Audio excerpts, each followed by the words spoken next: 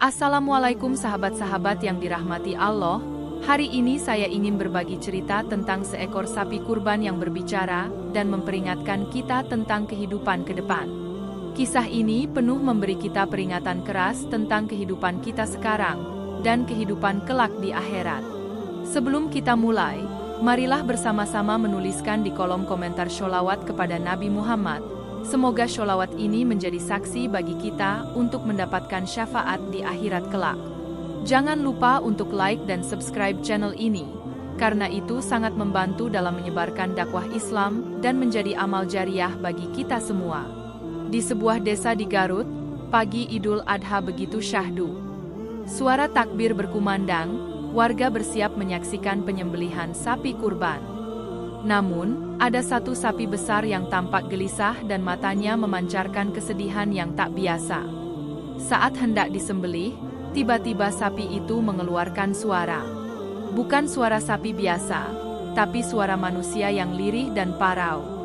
Semua orang kaget, sebagian menjerit, sebagian lagi terpaku dalam ketakutan. Sapi itu berkata, "Jangan sembelih aku dulu, dengarkan kisahku, aku bukan hewan biasa. Aku dulu manusia, seorang tuan tanah yang kaya raya namun berhati kejam, bernama Wirya. Aku tak pernah berkurban seumur hidupku." Semua mata tertuju padanya, bahkan Pak Ustadz yang memegang pisau pun menjatuhkan alatnya karena syok. Anak-anak menangis, para ibu memeluk mereka. Tak ada yang berani bergerak, suasana menjadi sunyi mencekam. Lalu suasana berubah menjadi seperti kilatan cahaya. Semua orang melihat bayangan masa lalu seolah tertayang di udara. Mulailah kisah tentang siapa sebenarnya sapi itu sebelum dikutuk menjadi hewan. Wirya, sang tuan tanah, tinggal di rumah besar dengan halaman luas dan sawah tak berujung. Tapi kekayaannya dibangun dari menindas petani, mencabut hak tanah orang kecil, dan tak pernah sedikit pun berbagi. Setiap tahun Idul Adha datang, warga berkumpul untuk kurban. Tapi Wirya selalu berkata, "Buat apa buang-buang uang untuk hewan yang cuma mati begitu saja?" Ia angkuh dan merasa tak butuh pahala kurban. Istrinya yang lembut sering mengingatkan, tapi Wirya selalu membentaknya. Bahkan saat sang istri ingin menyumbangkan uangnya untuk membeli kambing kurban, Wirya malah menguncinya di kamar. Pada suatu malam, datang seorang kakek tua berjubah putih yang meminta izin berteduh. Tapi Wirya malah menyuruh pembantunya mengusir lelaki itu, menganggapnya gila dan membawa sial.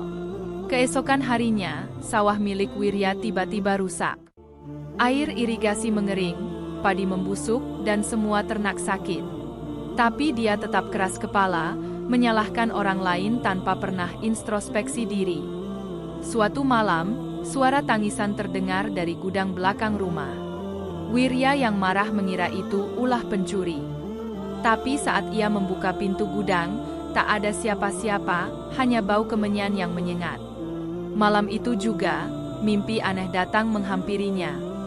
Ia melihat dirinya berada di padang luas, dikejar ratusan sapi yang matanya menyala merah. Di ujung padang, ada suara berkata, "Kau akan jadi seperti mereka." Wirya terbangun dengan tubuh basah kuyup dan detak jantung tak karuan.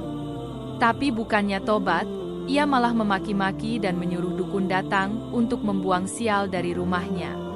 Dukun itu datang membawa dupa dan sesajen, namun saat membaca mantra, ia langsung pingsan dan berteriak, "Ada sesuatu yang sangat besar yang mengikutimu, dan tak bisa diusir hanya dengan mantra." 3 hari setelah kejadian itu, Wirya mulai berubah. Tubuhnya gatal, rambut rontok, kulitnya mengeras. Dokter tak menemukan penyakit apapun. Istrinya menangis, namun Wirya tetap menolak untuk bertaubat. Suatu malam Jumat Kliwon, ia bermimpi bertemu kakek berjubah putih itu lagi. Kali ini sang kakek berkata, "Kau sudah diberi waktu, tapi tak juga sadar. Maka bersiaplah menerima hukumanmu." Saat Wirya terbangun, ia tak bisa bicara, hanya bisa menguak seperti sapi.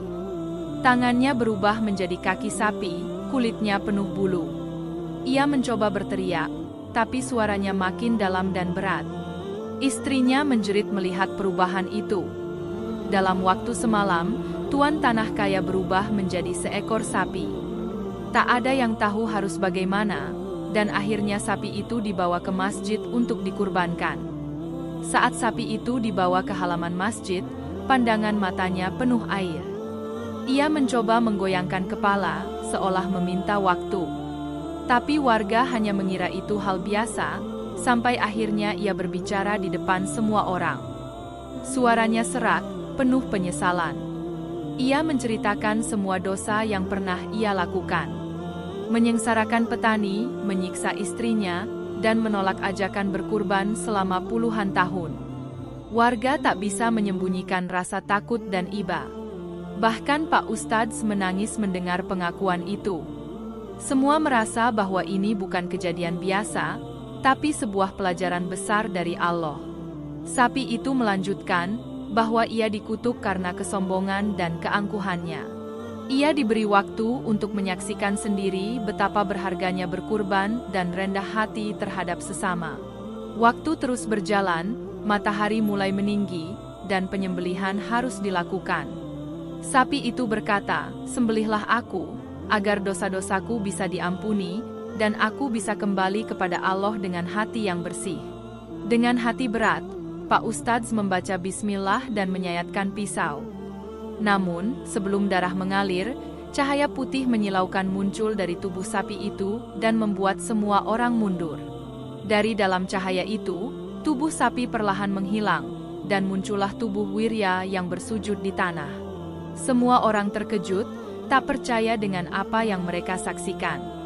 Laki-laki itu menangis, tubuhnya gemetar, dan dengan suara lemah ia berkata, "Aku kembali. Allah Maha Pengampun. Dan aku tak pantas menerima rahmat ini, tapi aku ingin hidup untuk memperbaiki segalanya." Istrinya yang selama ini setia, memeluknya sambil menangis. Warga pun berkumpul dan memaafkan segala kesalahannya. Tuan tanah itu bukan lagi orang yang sombong, melainkan seseorang yang hancur karena dosa. Ia menjual semua hartanya dan membagikannya untuk membangun masjid, pesantren, dan memberi tanah kepada petani.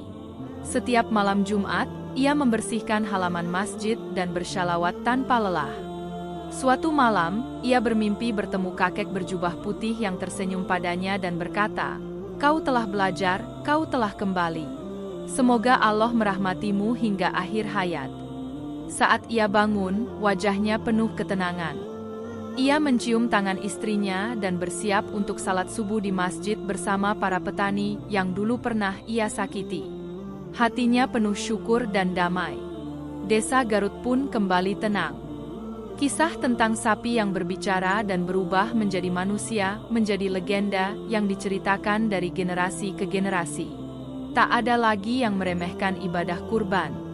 Setiap Idul Adha, warga mengingat kejadian itu dan semakin semangat untuk berkurban, karena mereka percaya bahwa kurban bukan sekadar ritual, tapi bukti cinta dan keikhlasan kepada Allah. Di tengah takbir yang menggema, Wirya berdiri sebagai orang yang dulu paling angkuh. Kini ia mencium tanah, menangis, dan berteriak di hadapan semua orang. "Aku dulu binatang karena hatiku mati, tapi Allah hidupkan aku kembali." Suasana haru menyelimuti seluruh desa. Air mata warga bercucuran, tak henti-henti mereka mengucap takbir dan sholawat. Hari itu menjadi Idul Adha paling menggetarkan hati sepanjang sejarah desa itu. Hikmah dari cerita ini adalah bahwa seberapa dalam pun dosa kita, pintu taubat selalu terbuka jika kita benar-benar ingin berubah. Jangan tunggu sampai Allah menunjukkan kuasa-Nya dengan cara yang menakutkan. Allah berfirman dalam surat Az-Zumar ayat 35, "Katakanlah, wahai hambaku yang telah melampaui batas terhadap diri mereka sendiri, janganlah kamu berputus asa dari rahmat Allah.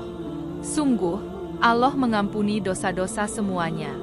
Cerita ini adalah fiktif, tapi pesan yang dibawanya nyata.